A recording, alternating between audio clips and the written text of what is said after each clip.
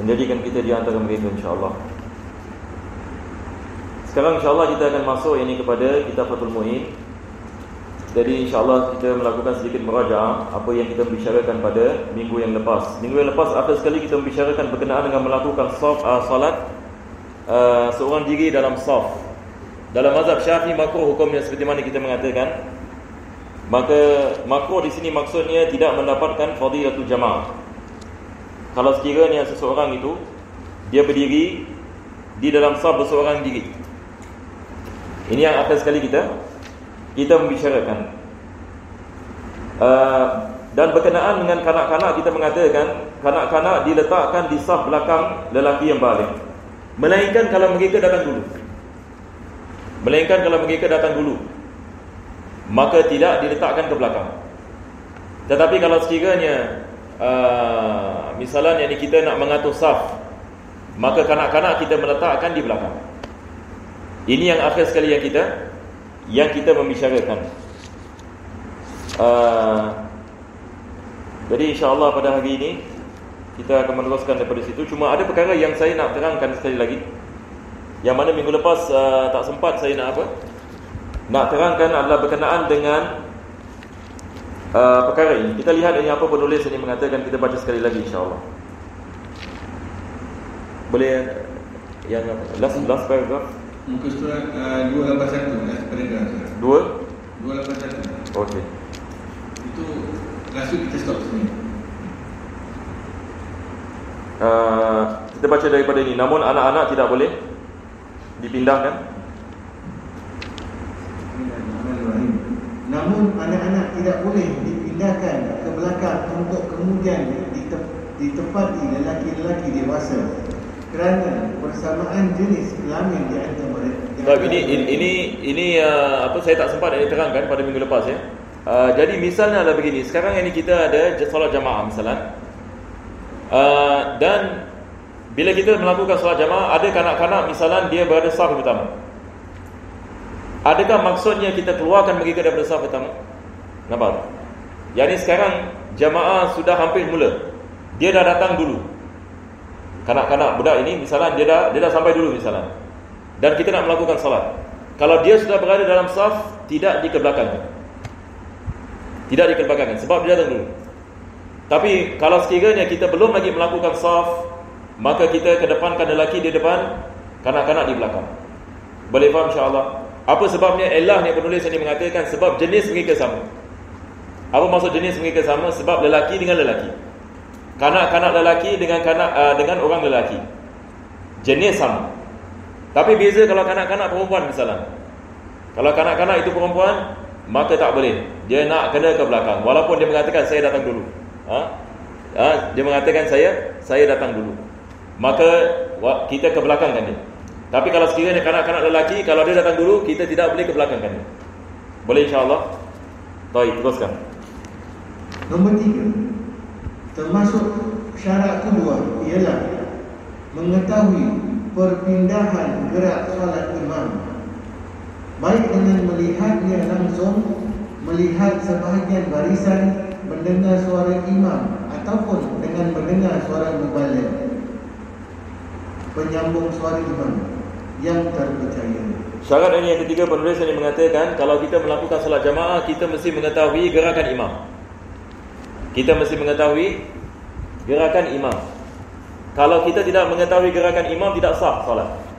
Satu orang ini misalnya dia melakukan solat dan dia tak lihat imam. Dia tidak lihat imam. Dia tidak lihat imam dan dia pun tak dengar imam cakap apa. Dia tidak lihat imam dan dia tidak dengar takbir imam, dan dia solat makmuman. Lepas itu dia tak tahu sama ada imam sekarang tengah buat apa, imam tengah rukuk ke tengah sujud ke, dia tak tahu. Salah, kita mengatakan ini tidak sah sama sekali. Tidak sah solat seperti ini. Melainkan kalau dia dengar imam. Kalau dia dengar imam, walaupun dia tak lihat imam. Dia tidak lihat imam. Ini misalnya dia melakukan solat ini di sebuah tempat, imam ini berada di dalam, dia berada di luar, tapi dia boleh sampai kepada imam. Tapi dia dengar suara imam, tapi dia tak lihat imam. Ini tidak ada masalah. Dia tahu ini imam sedang melakukan rukuk ataupun imam sedang melakukan i'tidal. ataupun dia tak dengar suara imam tapi dia dengar suara muballigh. Di sini penulis ini mengatakan muballigh. Kalau zaman kita yang ni biasa tak ada lah muballigh ya, sebab kita ada mikrofon zaman sekarang. Tapi zaman dahulu cuba bayangkan kalau masjid besar 100,000 orang solat, imam takbir Allahu Akbar, bagaimana orang yang kat belakang agak-agak dia dengar tak takbir imam? Dia tak dengar takbir imam. Tetapi ada muballigh. Misalan 10 meter satu orang ini muballigh, 10 meter satu orang muballigh. Zaman dahulu itu yang mereka melakukan. Jadi bila imam takbir, muballigh yang pertama Allahu Akbar. Lepas itu muballigh ini yang kat belakang ini Allahu Akbar. Begitu juga zaman dahulu seperti mana Al-Imam ini Bukhari sebagai misal. Al-Imam Bukhari bila dia mengajar hadis, duduk dengar hadis 1,000 orang. Cuba bayangkan. Jadi zaman dahulu mereka ada mubaligh hatta dalam pengajian. Sekarang cuba bayangkan, kalau zaman dahulu tidak ada mic, betul ke tidak? Sekarang ini kalau 10,000 orang duduk satu majlis, 10,000 orang ini duduk dalam satu majlis, agak-agak yang belakang dengar ke tidak?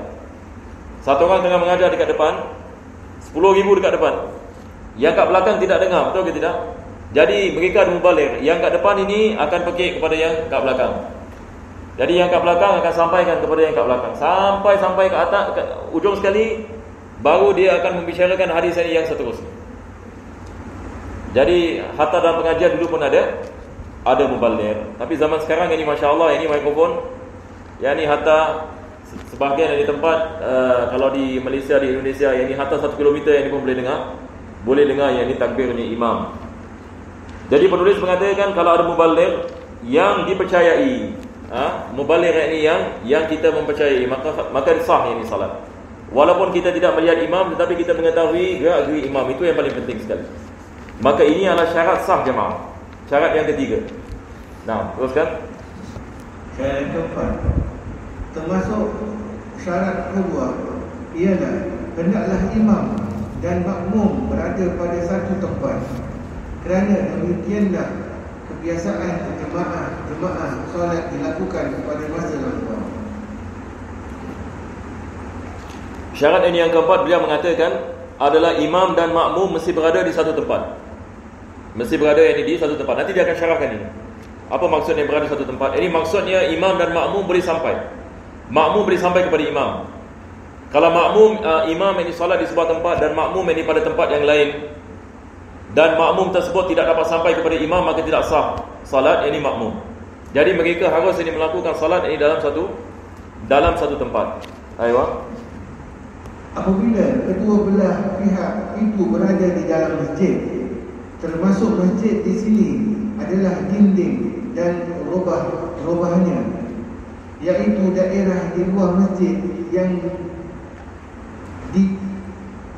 yang dikilung guna memperluas masjid, baik robah itu diketahui sebagai yang diwakafkan untuk masjid, ataupun belum diketahui seterusnya kerana melakukan sesuatu. Okey, insya-Allah ini kita lihat ini sedikit-sedikit ni agak panjang sikit ya. Sekarang yang penulis ini sekarang ini dia sedang mensyarahkan apa yang dimaksudkan tadi. Apakah ini yang dimaksudkan syarat imam dan makmum mesti berada di tempat yang sama? Dia memberikan misal, imam dalam masjid, makmum dalam kawasan masjid. Tak semestinya makmum itu mesti dalam masjid. Maka di sini dia penulis ini menggunakan perkataan rahbah. Perkataan rahbah. Apa maksud rahbah? Kalau kita lihat Masjid Abdul Razak ni, mungkin kita memberikan misal ya. Sekarang ini kita berada di dalam masjid, masjid Kapatid Areas kan? Betul ke tidak? Ini adalah kawasan i'tikaf. Bila kita keluar daripada kawasan i'tikaf, apa yang kita lihat di sana, di luar sana? Ini dalam bahasa Arab kita panggil rahbah. Boleh insya-Allah? Kita lihat terjemahan dia mengatakan apa? Rahbah yang dia tidak terjemahkan. Ini yang dimaksudkan dengan perkataan rahbah. Jadi dia adalah kawasan dalam apa kita mengatakan boundary masjid. Jadi sama ada makmum berada dalam masjid ataupun makmum berada di rahbah masjid. Tapi rahbah masjid ini dalam apa? Dalam bangunan masjid, betul ke tidak? Kalau kita lihat Masjid Abdul Razak, bangunannya sampai mana? Sampai gate, betul ke tidak? Yang ini maksudnya dia punya boundary masjid ini sampai gate. Bila kita keluar daripada gate pavement, adakah pavement itu daripada boundary masjid ke tidak? Tidak. Maka pavement ini kita panggil harimul masjid. Jadi kita ada al-masjid, kita ada rahbatul masjid dengan harimul masjid. Mungkin Antum boleh tulis sini. Sebab ini kita mengatakan penulis akan membicarakan tentang perkara ini. Yakni apa hukumnya kita salat di rahbah masjid ataupun di harimul masjid. Jadi beliau memulakan dengan mengatakan makmum berada dalam masjid, tidak ada masalah. Makmum berada di dalam masjid. Keadaan yang kedua adalah makmum solat di rahbatul masjid. Sah ke tidak? Sah, betul ke tidak? Tidak ada masalah. Dia tidak solat ini dalam kawasan masjid, tetapi dia solat yang ini di rahbatul masjid. Maka ini tidak ada masalah. Situasi yang ketiga adalah dia solat di harimul masjid. Apa maksudnya harimul masjid? Harimul masjid ini maksudnya tempat yang bukan daripada masjid. Tempat yang bukan daripada masjid. Itu ada syaratnya. Syaratnya adalah dia mesti sampai kepada imam. Betul ke tidak? Syaratnya adalah dia mesti sampai yang kepada ini akan disebutkan nanti. Dia mesti sampai yang ini kepada imam. Nah, jadi dia mengatakan apabila kedua belah pihak itu berada dalam masjid, termasuk masjid di sini adalah dinding-dinding dan rahbahnya. Yakni sekarang dibicarakan tentang rahbatul masjid, iaitu daerah di luar masjid yang dilingkungi. Juga memperluas masjid. Rahbah itu diketahui sebagai yang diwakafkan untuk masjid ataupun belum diketahui. Sama ada rahbah ini diwakafkan masjid ataupun tidak. Sama ada rahbah ini diwakafkan sebagai masjid ataupun tidak diwakafkan sebagai yakni masjid. Jadi ini adalah situasi yang pertama. Nah, teruskan. Ataupun belum diketahui seterusnya kerana melakukan sesuatu berdasarkan kenyataan yang terlihat, iaitu penggilungan. Asal sahaja rahbah itu tidak diyakinkan bahawa dibangun sesudah masa pembangunan masjid. Ini adalah berkenaan dengan sama ada kita tahu sama ada dia wakaf ke tak wakaf. Sama ada dia wakaf ke tidak wakaf. Macam mana kita nak tahu? Kita pergi kepada satu masjid, macam mana kita nak tahu mana bahagian yang wakaf, mana yang bahagian tak wakaf? Cuba bayangkan kita masuk Masjid Abdul Razak kali yang pertama. Agak-agak kita dapat tahu tak mana satu kawasan yang wakaf, mana satu kawasan yang tidak wakaf. Biasanya masjid tidak meletakkan had ataupun ada macam apa dinding mengatakan ini adalah batasan wakaf. Sebahagian masjid ada, tapi kebanyakan masjid ini tidak ada. Jadi kadang-kadang kita tak tahu mana tempat yang diwakafkan, mana yang tempat yang tidak diwakafkan.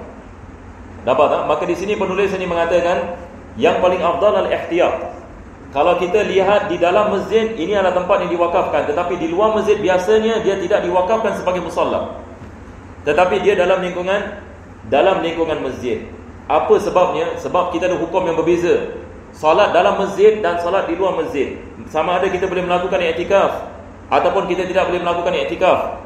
Sama ada misalan kita boleh sampai kepada imam ataupun kita tidak sampai kepada imam. Kalau sekiranya kita dalam masjid tidak ada masalah, betul ke tidak? Tapi kalau kita di luar masjid, maka kita harus mengambil iktibar sama ada kita boleh sampai kepada imam ataupun kita tidak sampai kepada imam. Sebagai misal, kalau masjid 2 tingkat misalan, kalau kita solat di tingkat 2, adakah sah solat kita? Kita kena mengambil iktibar sama ada kita solat di tingkat 2 tempat iktikaf ke bukan tempat iktikaf. Kalau kita melakukan solat tempat iktikaf dan tangganya kena kepada tempat iktikaf, sah solat kita. Sebagai misal, kalau kita solat di Masjid Sultan tingkat 2, saf yang pertama. Boleh kita bayangkan? Masjid Sultan tingkat 2, saf ini yang pertama. Macam mana kita nak sampai kepada imam? Kita nak kena apa? Kita nak kena gostan, betul ke tidak? Kita nak kena gostan. Lepas itu dia turun tangga, lepas itu sampai kepada imam. Baik, ini adalah kawasan i'tikaf, betul ke tidak? Tidak ada masalah. Tapi syaratnya adalah tangga mesti kena kepada tempat wakaf. Itu saya tak tahu sama ada Masjid Sultan. Kita sangat baik je lah ya. Tangga yang kat belakang tu, yang ni dia kena kepada tempat wakaf. Dapat tak? Tangga yang kat belakang kena kepada tempat wakaf. Kalau dia kena kepada tempat wakaf, tidak ada masalah. Selagi mana makmum boleh sampai kepada imam hatta dengan dia kebelakangan, tidak ada masalah. Tetapi masalahnya kalau sekiranya dia melakukan solat di tingkat 2 bukan tempat kawasan iktikaf. Ini hukum ni yang berbeza. Itu sebab di sini penulis membezakan sama ada tempat ini tempat i'tikaf ataupun bukan tempat i'tikaf. Nampak tak? Kalau dia tempat i'tikaf, selagi mana dia boleh sampai kepada imam, sah solatnya. Tapi kalau dia bukan tempat i'tikaf, kalau sekiranya dia tidak boleh sampai kepada imam, melainkan dengan dia kebelakangkan dirinya, maka tidak sah solat. Jadi di sini kita harus mengambil iktibar. Itu sebab dia membicarakan masjid ini, kalau kita melakukan solat di rahbah masjid, kita boleh sampai kepada imam ke tidak? Kalau Masjid Abdul Razak tidak ada masalah. Betul ke tidak? Masjid Abdul Razak, kalau kita solat ni, kita boleh sampai kepada imam. Tapi cuba bayangkan ini, kita solat ini di sebuah masjid, misalan kawasan besar ini misalan. Bagaimana kita nak menentukan sama ada solat kita sah ke tidak? Maka kita harus mengambil iktibar sama ada kita sampai kepada imam ataupun tidak sampai kepada imam. Jadi di sini penulis ini mengatakan bagaimana kita nak mengetahui sama ada kawasan ini i'tikaf ataupun bukan i'tikaf. Dia mengatakan ikhtiar, kita menganggap dia bukan i'tikaf. Ikhtiar, kalau kita melakukan solat di luar masjid, di luar kawasan masjid. Nah, atau diyakinkan bahawa di bangunannya itu bukan untuk memperluas masjid yang bersangkutan. Tidak termasuk daerah masjid. Hari masjid. Ini confirm. Ini yakin. Ini yakin. Jadi sekarang kalau cuba bayangkan, kita pertama kali pergi masuk Masjid Abdul Razak. Kita pas gantry, kita lihat tile kat sana. Dia punya tile apa macam saf kan? Ada orang mungkin tertanya, ini kawasan i'tikaf ke bukan kawasan i'tikaf? Betul ke tidak? Mungkin ada orang dia menyangkakan, dia bila masuk tile dia, itu dah kawasan i'tikaf. Ada orang mungkin menyangkakan sedemikian. Tetapi apa yang saya faham Masjid Abdul Razak, di mana kawasan i'tikaf? Daripada glass door, betul ke tidak? Jadi ini adalah kawasan i'tikaf. Walaupun belakang pintu ini,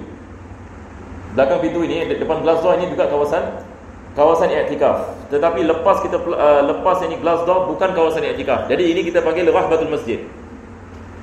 Kalau sekiranya kita dah keluar kepada harimul masjid, ini yang penulis mengatakan sekarang. Kita lihat apa penulis mengatakan. Dia mengatakan tidak termasuk daerah masjid, harim masjid. Tidak termasuk daerah masjid apa? Harim masjid. Harim masjid ini maksudnya kawasan yang bukan daripada masjid. Yakni seperti pavement di luar Masjid Abdul Razak. Kalau sekiranya orang melakukan salat di pavement, sah ke tidak salatnya? Itu soalan. Jadi dia mengatakan ini tidak termasuk daerah masjid. Dengan keyakinan, tidak bersyak sama sekali ya. Nah, teruskan. Harim masjid iaitu suatu tempat yang ada hubungannya dan justru dipersiapkan untuk kemaslahatan masjid, misalnya pancuran air atau tempat sandal. Zaman dahulu biasa apa mereka buat adalah di luar masjid mereka buat macam apa kolam untuk mengambil wuduk. Ini bukan daripada kawasan masjid. Tempat letak kasut dan sebagainya. Jadi mereka biasa meletaknya di luar masjid. Sampai hari ini bila kita pergi Mesir misalnya, tempat kasutnya biasa mereka letak di luar masjid. Walaupun sekarang ini mereka akan letak dalam plastik, lepas itu masuk dalam masjid. Tapi biasanya kasut-kasut mereka semua mereka letak di luar masjid. Zaman dahulu ini begitu. Nah, jadi ini bukan tempat daripada masjid. Maka iktidak menjadi sah. Maka ini adalah khabarnya. Jadi boleh kita underline. Ini berkait ini dengan apa penulis ini mengatakan, apabila kedua pihak itu berada dalam masjid, lepas itu dia masuk kat sini, maka iktidak menjadi sah. Maksudnya sama ada makmum berada dalam masjid ataupun dalam rahbah masjid ataupun yang ini pada harim yang di masjid, selagi mana dia boleh sampai kepada imam, sah solatnya. Ini yang beliau sedang mensyaratkan. Boleh insya-Allah. Baik. Sekalipun jarak di antara kedua belah pihak melebihi 300 hasta ataupun masing-masing bertempat di lain jenis bangunan dalam masjid itu. Sekalipun yang ini jarak di antara kedua mereka lebih daripada 300 zirah. 300 zirah ini dalam lingkungan 150 meter. Lingkungan yang ini 100 yang ini 50 meter. Sekarang ini misalan imam ini dalam masjid, imam ini dalam masjid dan makmum belakang imam 150 meter. Makmum ini belakang imam 150 meter. Sah yang ini salat makmum, tapi tentu sekali tak dapat fardhu jamaah. Tapi di sini kita mengatakan salatnya sah walaupun dia lebih daripada 150 meter. Kalau sekiranya makmum berada dalam masjid. Nampak tak? Jadi kalau sekiranya makmum berada dalam masjid ataupun dalam kawasan masjid, sah yakni salatnya walaupun jaraknya lebih dari 150 meter. Tapi kalau sekiranya imam dalam masjid, makmum berada di luar masjid, kita mengirakan 300 zira' daripada akhir masjid. Tapi selagi mana makmum dalam masjid tidak ada masalah. Selagi mana makmum dalam masjid. Ini misalan kita boleh bayangkan misalan Masjid Nabawi. Cuba bayangkan dengan Covid misalan, imam ini dekat mihrab, makmum dekat akhir sekali akhir masjid. Lebih 150 meter, betul ke tidak? Agak-agak lebih, ada 150 meter, 150 ke tidak? Masjid Nabawi. Walaupun kalau lebih sah ini salat, sebab ini dalam masjid. Tapi kalau sekiranya makmum berada di luar masjid, di mana kita kira? Kita kira daripada ujung masjid. Kita kira 150 meter daripada ujung masjid. Dia tidak boleh lebih daripada 150 meter. Tapi kalau dia berada dalam masjid, tidak ada masalah. Hatta kalau ada 200 meter sah salat. Ini kita mengatakan kalau sekiranya tidak ada makmum di depannya. Tidak ada makmum di depannya. Tapi kalau ada makmum di depannya, tidak ada masalah. Ini adalah misal kalau sekiranya di depannya kosong. Berapa jauh yang dia boleh diri untuk kita mengatakan sah salatnya. Kalau lebih 150 meter sah salatnya, selagi mana dia berada dalam masjid. Tapi kalau dia berada di luar masjid, maka kita kira 150 meter daripada akhir masjid. Boleh insyaAllah? Baik, teruskan. Lain halnya bagi orang yang berada di suatu tempat yang pintunya tertutup dengan dipaku atau tempat itu adalah loteng yang tidak bertangga, maka kuahnya tidak sah, sebab dalam posisi yang seperti ini mereka dianggap tidak berada pada satu tempat. Ini sekarang kita akan bicarakan yang ini tentang makmum tidak sampai kepada imam. Makmum tidak sampai kepada imam. Dari misal yang pertama apa dia mengatakan? Dia mengatakan bi khilafi man bi bina'in fihi la yunfadhu babun ilaihi. Yakni imam yakni dia melakukan salat, imam ini melakukan salat dan makmum yakni di tempat ini yang lain yang dia tidak boleh sampai kepada imam. Tidak ada pintu yang mana dengannya dia boleh sampai kepada imam. Ini yang seperti misal tadi kita mengatakan yakni imam ini melakukan salat dan makmum ini berada di sebuah tempat yang mana dia tidak boleh sampai kepada imam. Yang ini misalan, kalau kita bayangkan tempat ini semua tembok ya, semua tembok. Imam ini salat di sini, imam salat ini di sini, dia salat ini di luar misalan. Dan dia tidak boleh sampai kepada imam. Boleh bayangkan insya-Allah, kalau sini ini semua ini tembok, tidak ada pintu yang mana dia boleh sampai kepada imam. Dia salat yang ini di belakang, maka tidak sah salatnya. Ini adalah misal yang pertama penulis mengatakan. Ataupun ada pintu tetapi pintu itu dipaku. Pintu itu dipaku. Jadi kalau makmum berada di luar masjid dan pintu ini semua yang ini dipaku ataupun dikunci, dia tidak boleh sampai kepada imam, maka tidak sah salat makmum. Boleh insyaAllah? Jadi ini adalah situasi yang kedua. Yang ketiga adalah dia tidak sampai yang ini kepada imam dengan apa kita mengatakan apa sahaja jalan. Imam ini berada di dalam, dia berada ini di luar. Dia tidak boleh sampai kepada imam sama sekali, maka tidak sah salat makmum. Boleh insyaAllah. Saya rasa ini tidak ada masalah ya. Ada sebahagian di masjid wallahu alam macam dengan corona kan, sebab salat Jumaat booking kan. Jadi apa mereka buat yang tak dapat booking, imam ini berada dalam masjid, makmum ini berada di luar masjid, di luar gate. Ini dekat barang harim, seperti mana kita mengatakan harimul masjid kan. Dan dia dekat luar gate, dan gate semua kunci, betul ke tidak? Gate ini semua kunci. Maka dalam mazhab Imam Syafi'i tidak sah salat begitu. Tetapi ramai orang melakukan. Ramai orang yang melakukan. Dikatakan dalam mazhab Maliki ada qaul. yang mengatakan selagi mana mereka mengetahui gerakan imam, sah salat mereka. Dikatakan wallahu alam. Tetapi dalam mazhab Syafi'i, selagi mana dia tidak sampai kepada imam, maka tidak sah ini salat mereka. Sebenarnya bagi mereka lebih afdal mereka salat Zuhur, bukan salat Jumaat. Betul ke tidak? Sebab satu keuzuran bagi mereka. Mereka tidak mendapatkan booking dan sebagainya. Adakah Allah Subhanahu Wa Taala akan mengazab mereka sebab mereka tidak melakukan salat Jumaat, yang mana mereka tidak dapat melakukan salat Jumaat?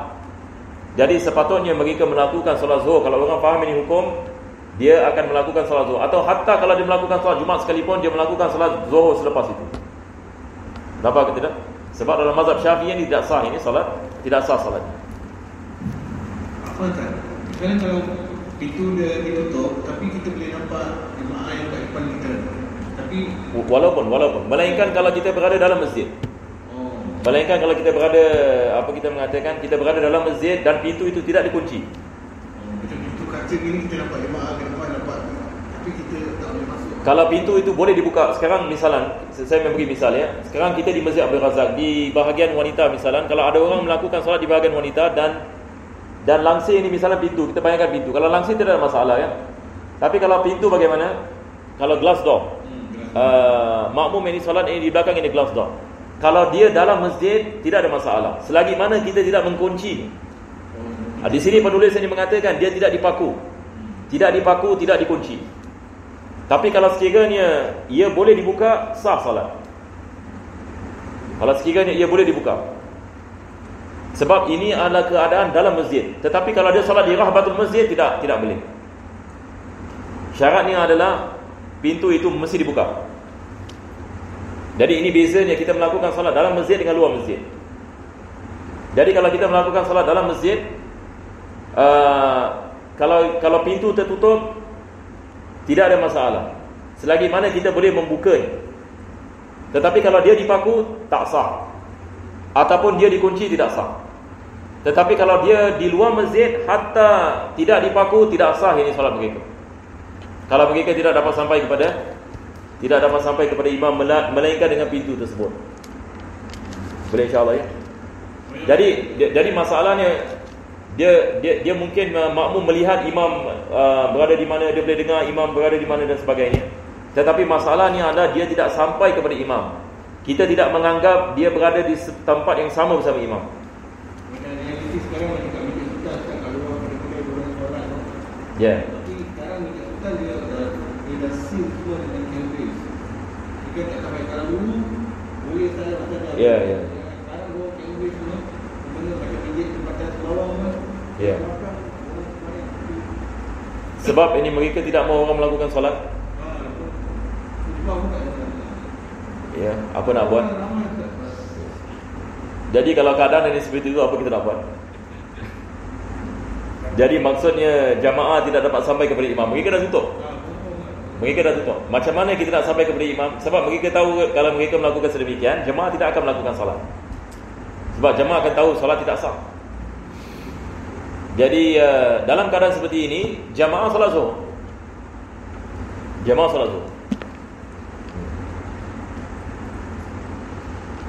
Teruskan.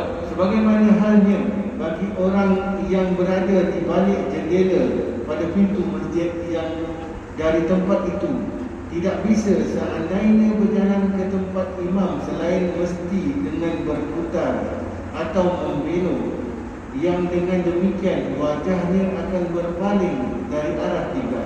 Nah, sekarang ini penulis ini mengatakan kalau ada syubak. Ini syubak ini apa? Kalau dalam bahasa kita panggil apa? Tingkap ya, tingkap. Sekarang ini imam ini melakukan salat, makmum ini berada di luar dan dia tidak dapat sampai kepada imam melainkan dengan tingkap. Yani misalan ini semua tertutup, cuba bayangkan, tapi ada tingkap. Ada makmum salat di belakang pintu ini misalan. Boleh bayangkan? Ini semua tertutup misalan, imam salat di sini, makmum salat di luar sini. Walaupun dalam masjid. Ini kita bicara dalam masjid ya. Tetapi ada tingkap. Adakah tingkap ini kita menganggapnya sebagai sesuatu benda yang mana makmum boleh sampai kepada imam? Ada orang kalau gunakan logik misalnya mengatakan boleh lompat. Betul ke tidak? Tingkap kan? Tapi ini tidak dianggap sebagai sesuatu yang mana makmum boleh sampai kepada imam. Kita tidak mengambil iktibar sama ada dia boleh panjat ke ataupun dia boleh lompat. Tetapi kita mengambil iktibar, yakni maksudnya kalau dia berjalan, yakni dia boleh sampai yakni kepada imam. Jadi di sini penulis mengatakan kalau dia tidak boleh sampai kepada imam, melainkan dengan dia memalingkan badannya. Beza kalau dia ke belakang. Kalau dia ke belakang selagi mana dia tidak memalingkan badannya daripada kiblat, dia boleh sampai kepada imam. Seperti misal Masjid Sultan tadi saya mengatakan, kita solat di tingkat 2, betul ke tidak? Masjid Sultan waqaf, kita solat ini di tingkat 2. Macam mana kita nak sampai kepada imam? Kita ke belakang, betul ke tidak? Kita gosang sampai mana? Ya, sampai tangga, betul ke tidak? Lepas itu tangga kita turun. Jadi ini kita boleh sampai kepada imam tanpa kita membelakangkan badan. Tapi kalau sekiranya kita tidak boleh sampai kepada imam, melainkan dengan kita memalingkan badan kita daripada kiblat, ini yang menyebabkan tidak sah salat kita. Jadi kita lihat ini apa penulis yang mengatakan di sini. Dia mengatakan kama law waqafa min wara'i syubbak bi jidarin. Yakni sekarang yakni makmum dia berdiri di belakang tembok ada tingkap. Kita mengatakan dia tidak boleh panjat, betul ke tidak? Walaupun dia boleh panjat, tapi kita tidak mengambil iktibar panjat ini sebagai sesuatu yang mana dia boleh sampai yakni kepada imam. Wala yasilu ilaihi illa birarin awin itaf. Ini yang dimaksudkan dengan memalingkan badannya. Yakni kalau dia boleh memalingkan ini badannya, misalnya yakni dia boleh pusing dan dia boleh pergi ke belakang dan sebagainya. Kalau dia melakukan sedemikian dan badannya lari daripada kiblat, maka tidak sah salatnya.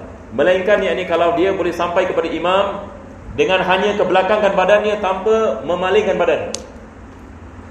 Macam mana? Boleh ya? Jadi dia boleh ke belakang. Misalan kalau pintu ini tutup, dia solat ini kat saf yang pertama. Kalau ini dalam masjid, tapi pintu ini buka, dia boleh sampai kepada imam ke tidak? Dia boleh sampai kepada imam. Bagaimana sampai kepada imam? Yakni dia ke belakang, betul ke tidak? Dia ke belakang. Ini tidak ada masalah. Ini sah solatnya. Tetapi kalau sekiranya dia nak sampai kepada imam, dia nak kena memusingkan badannya, misalan kalau spiral staircase, maka ini khalas ya. Kita mengatakan tidak sah yakni dia punya solat. Jadi dia mengatakan kalau dia memalingkan ini badannya daripada kiblat, maka ini yang menyebabkan tidak sah yakni salatnya. Teruskan. Apabila salah satu pihak berada di dalam masjid dan pihak lain di luarnya. Okey, ini adalah misal ini yang seterusnya. Satu dalam masjid, lagi satu di luar masjid. Nampak tak? Satu dalam masjid, satu di luar masjid. Tadi ini kedua-dua dalam masjid. Kedua-dua dalam masjid tidak ada masalah. Selagi mana dia boleh sampai kepada imam tanpa dia memalingkan badannya daripada kiblat, sah salatnya. Ini syaratnya. Selagi mana dia boleh sampai kepada imam tanpa dia memalingkan badannya daripada kiblat. Jadi kita boleh hafal insya-Allah syarat ini. Tanpa dia memalingkan badannya daripada kiblat, maka sah yang ni salatnya. Tapi masalahnya adalah kalau imam berada dalam masjid, makmum di luar masjid. Ataupun makmum di luar masjid, imam di luar masjid, makmum dalam masjid pun boleh. Tapi jarang yang berlaku ya. Jadi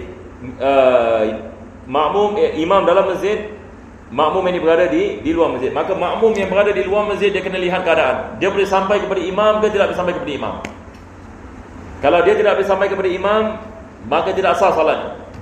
Kalau ada tembok seperti mana kita mengatakan di antara dia dengan imam dan dia berada di luar masjid, ini confirm kita mengatakan tidak boleh sampai kepada imam, maka tidak sah salatnya. Teruskan.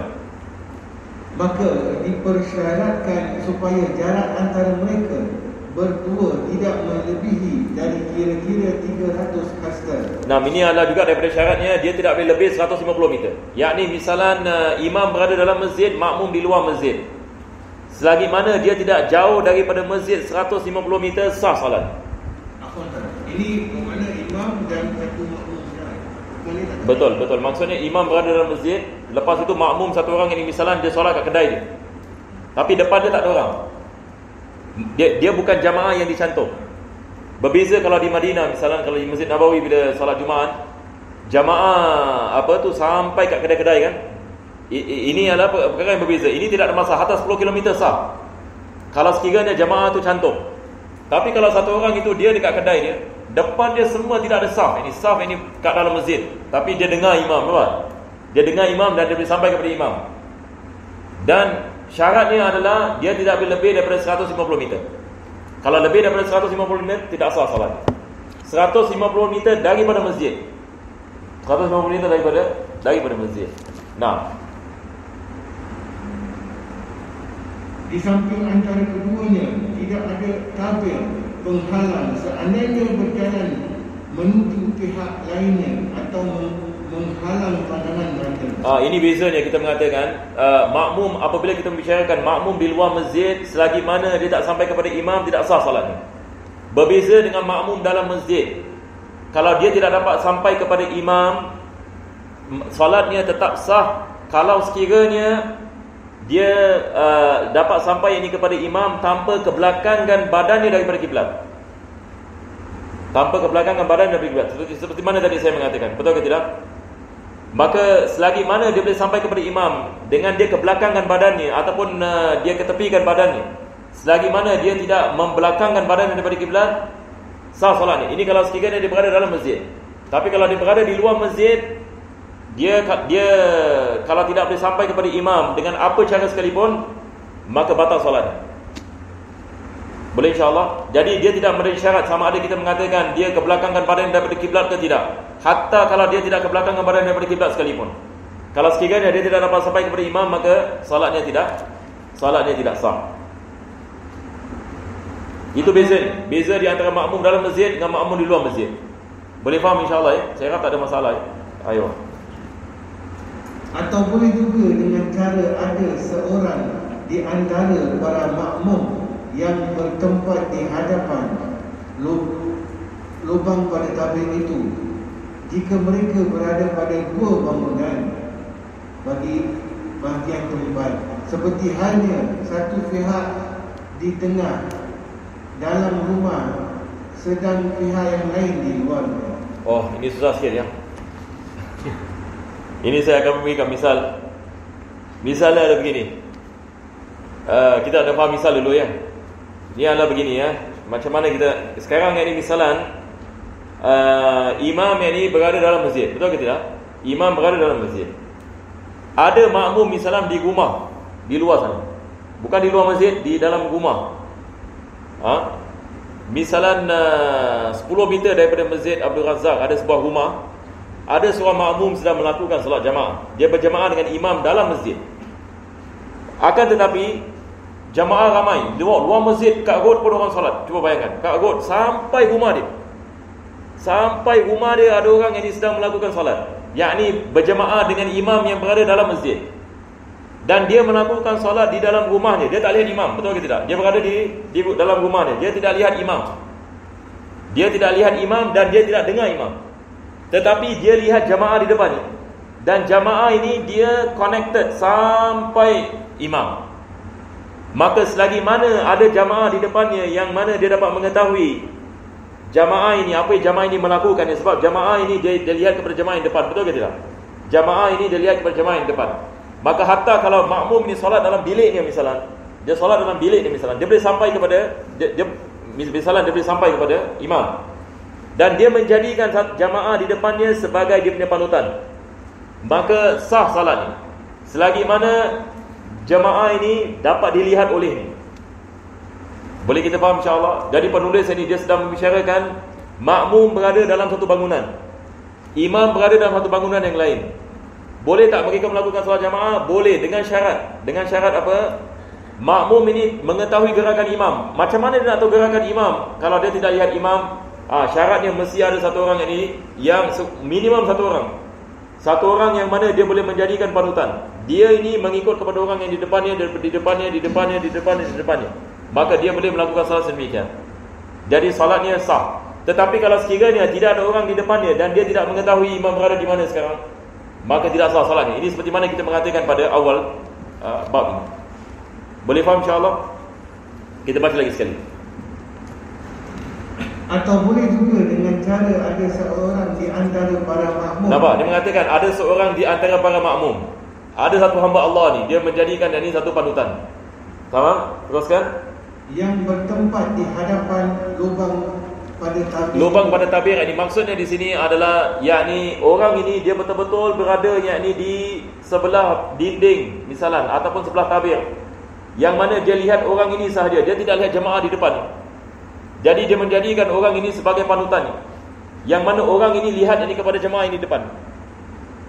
Maka selagi mana dia dapat lihat orang ini satu orang, sah salatnya, sebab ini orang ini menjadi panutannya dalam jemaah.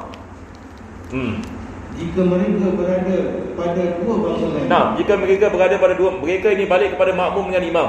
Imam berada dalam satu bangunan, makmum berada dalam satu bangunan. Hatta kalau ini bukan masjid, tidak menjadi syarat dari masjid, betul ke tidak? Sebab selagi mana dia dapat sampai kepada imam.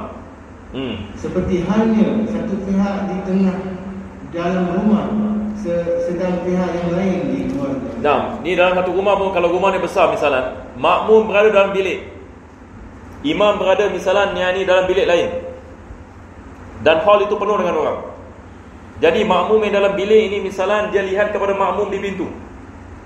Makmum di pintu ini jadi panutannya, dan makmum di pintu ini ikut kepada makmum di depannya sampai kepada imam. Maka sah salatnya.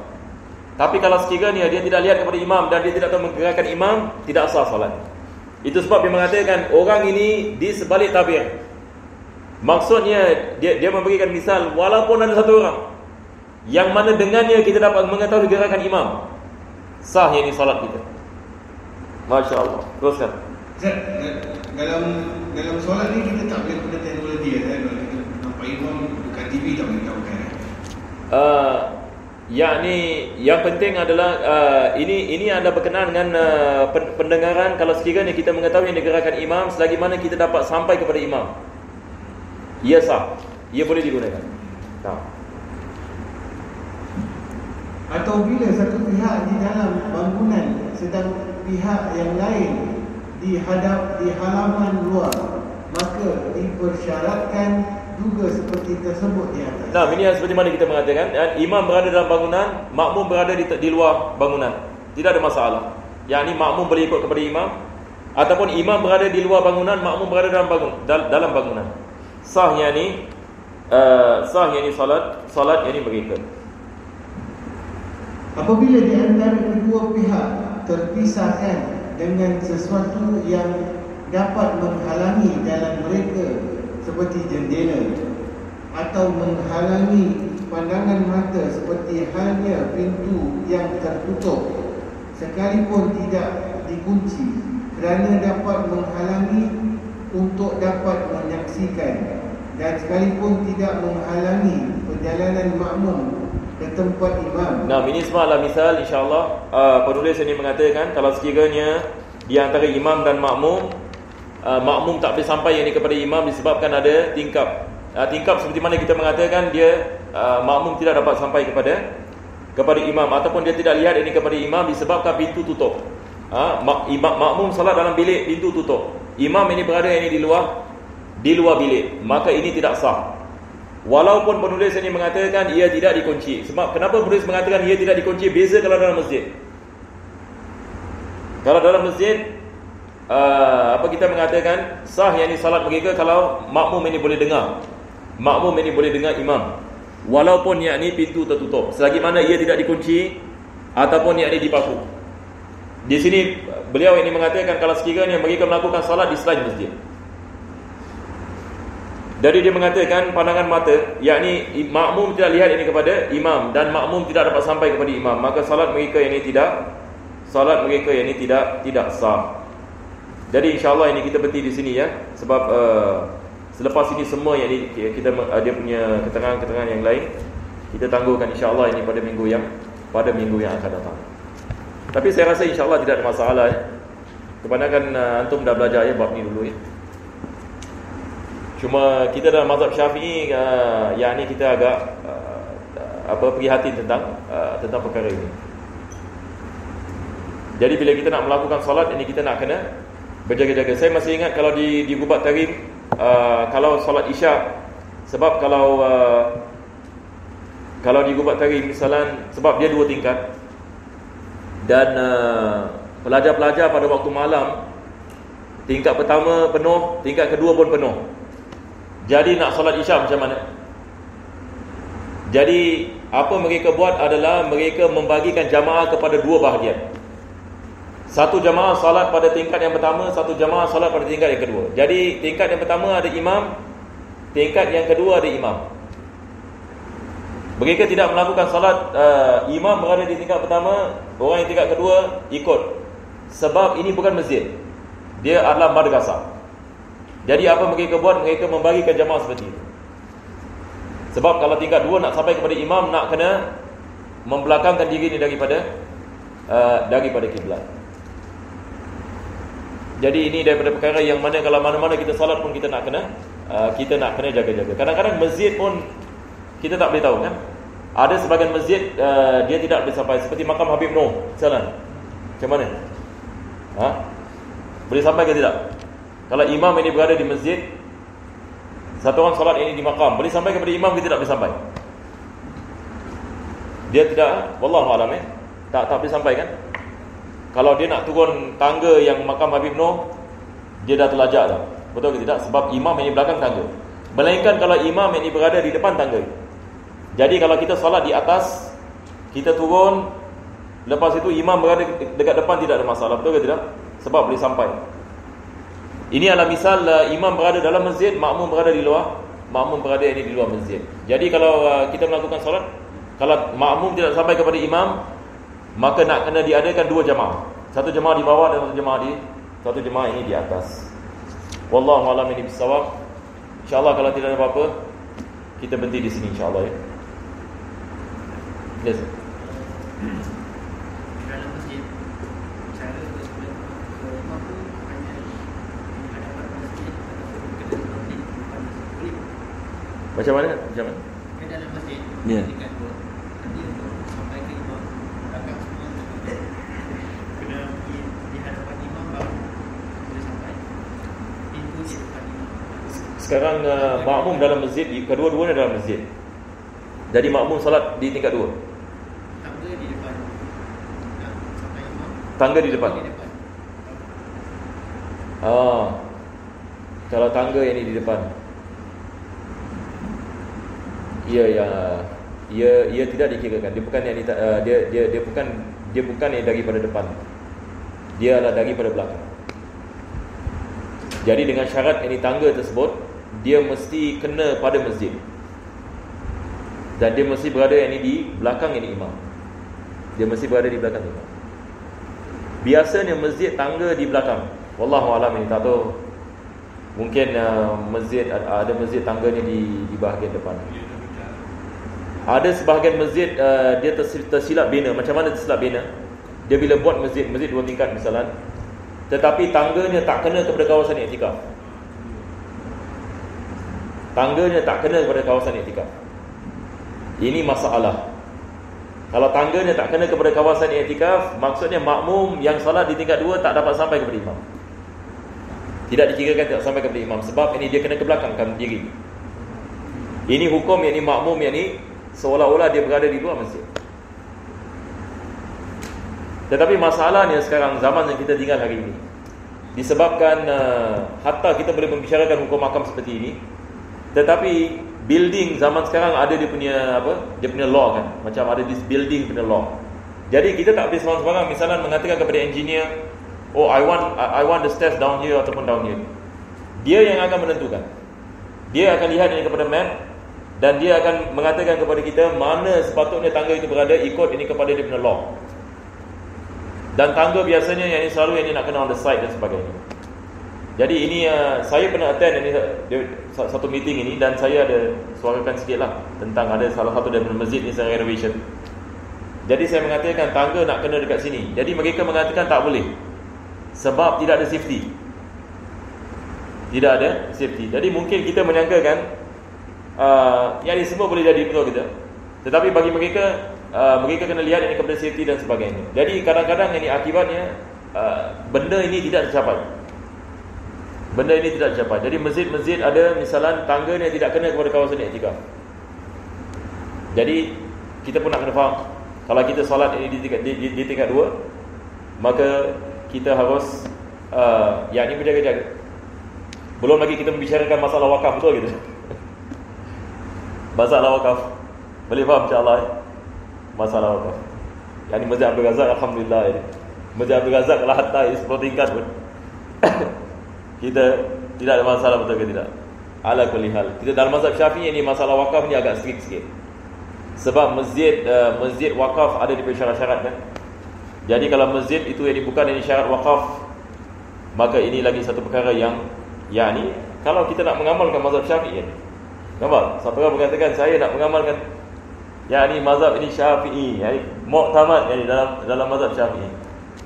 Maka kalau muktamad dalam mazhab Syafi'i, baik berkenaan dengan masalah wakaf, berkenaan dengan syarat-syaratnya, dia tidak boleh letakkan masa ini dan sebagainya. Betul ke tidak?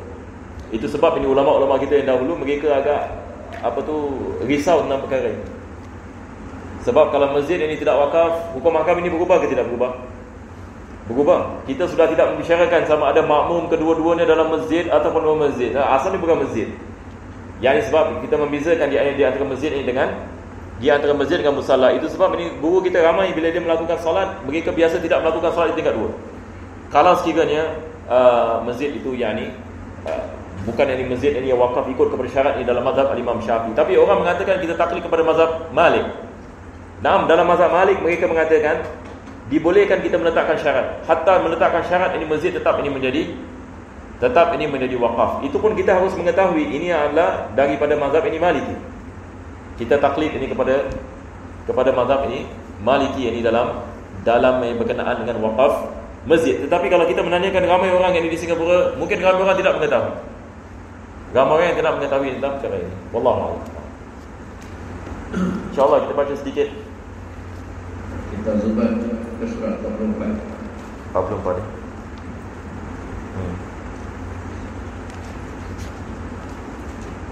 Bismillahirrahmanirrahim.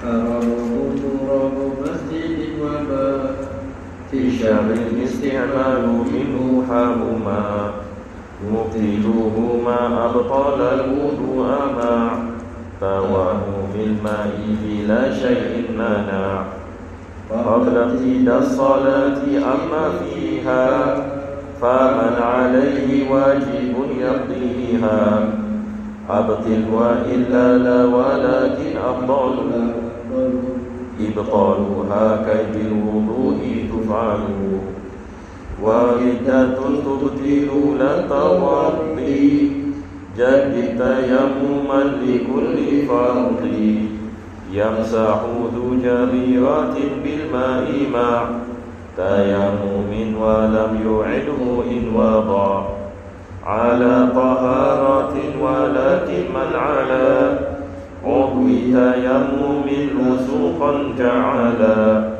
wa junuban khayruhu an yuqaddima al-ghusla aw yuqaddima tayammuma wal yatayammam muhdithun idh ghasala alilahu thumma al-wudu'a kammala wa in yurid min ba'dihi fardan wa ma ahdatha falyusalli in tayammama an hadathin wa an janabatin wa qil yu'idu muhdithun lima ba'da al-'alil wa man lima'in wa turabin faqada al-farda salla thumma mahma wajada min ghayri fardan haythu yasqutu al-qada bihi wa tajidun 'alayhi furida.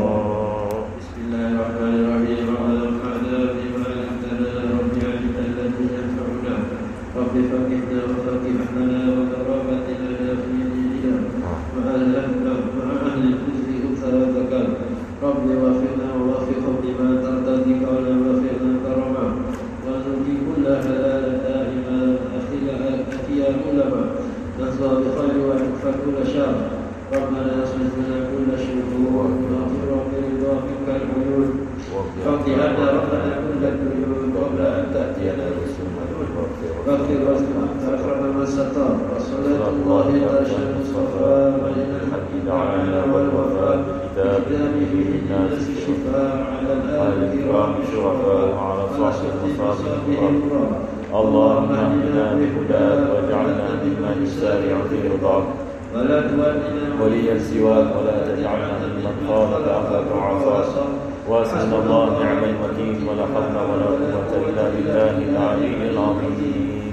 يا ربنا اعترفنا بأننا اقترفنا وأننا أسرفنا على نظى أشرفنا فتب علينا توبة تغسل لكل حوبة واستر لنا العورات وآمن الروعات واغفر لوالدينا ربي ومولودينا والآل والإخوان وسائر الخلان وكل ذي محبة وخيرة أو صحبة والمسلمين أجمع آمين ربي فاسمع فضلا وجودا مناك باكتساب منا بالمصطفى الرسول نحظى بكل رسول صلى وسلم ربي عليه عد الحب وآله وصحبه عداد طش صحبه والحمد لله في البدء والتناهي. رضي الله سبحانه وتعالى وعلى الرحمة والأموات المسلمين أجمعين أن الله يتغشى من رحمه والمغفرة ويحفظ لنا ولكم المسلم في خير ووفق وعافية ويسر شأن كله ظاهرا وباطنا وإلى حضرة النبي صلى الله عليه وسلم. فاتحة.